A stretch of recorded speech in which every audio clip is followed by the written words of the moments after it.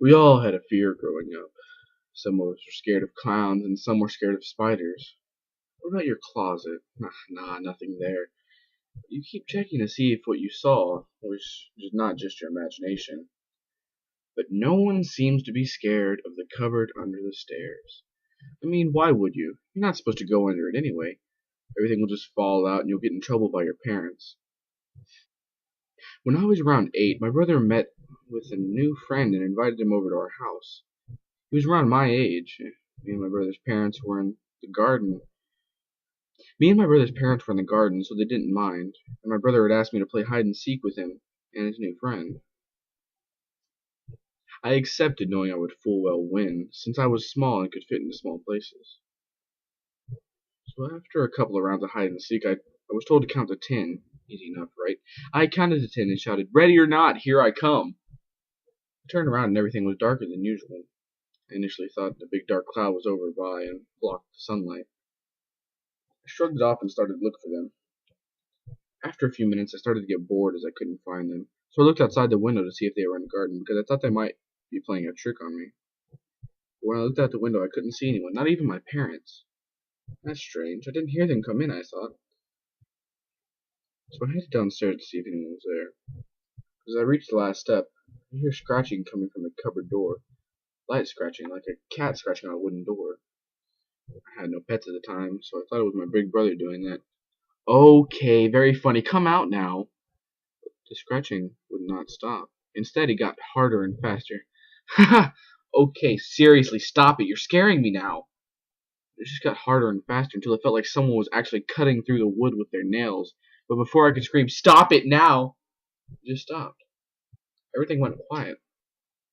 I wondered if I had imagined it, as I did daydream often then, but I wasn't too sure. I felt my heart pounding, as if it was trying to jump out of my chest and run for the hills, and I was sweating in fear. So I couldn't have imagined it. I walked towards the door slowly, reaching ever so slightly towards the handle in the cupboard, hoping the scratching wouldn't start again. I reached for the old, cold metal handle and swung open the cupboard. Empty. Completely empty. No old toys, no Christmas decorations, nothing. But before I could close the door, I felt myself fall into the cold, damp darkness. I couldn't scream. I wanted to, but my voice would disobey me. No sound was coming from me, and there was no sound around me. The door suddenly slammed shut, and I was in complete darkness. I tried to cry, but there was no tears. And I tried to move but my legs would fail me. I was alone. I could only move my eyes, but I couldn't see anything at all. The air around me was getting colder and damper, like something was breathing on my entire body. And then I felt something on my back. My brother, perhaps?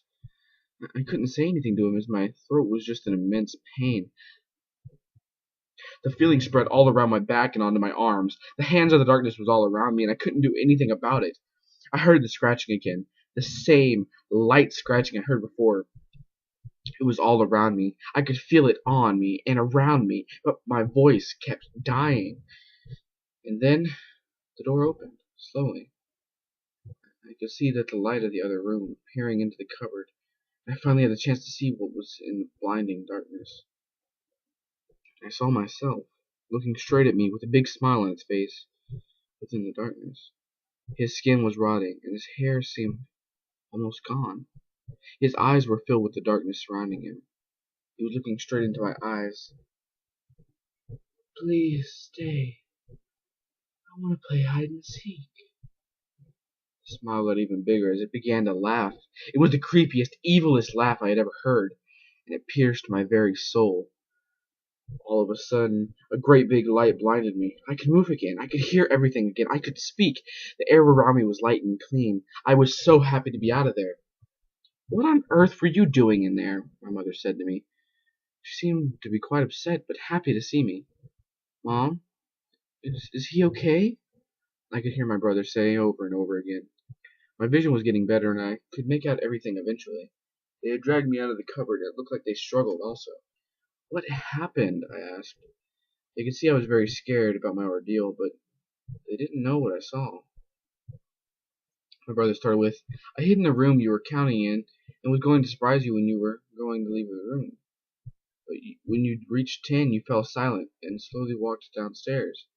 I protested. Of course I didn't. I looked all over for you. Stop lying to me. He shook me by the shoulders and continued, I'm not lying. When I went to see what you were doing, you were at the bottom of the stairs with a big smile on your face and you looked straight at me. I couldn't believe what I was hearing. My mother started to cry and started hugging me. I began to get upset and cried. You opened the cupboard door, went inside and closed it, laughing. I cried loudly. I didn't believe what he was saying to me. It never went like that. I know. We were screaming and scratching at the door while we were trying to open it, and when we did, we were asleep among the boxes and toys.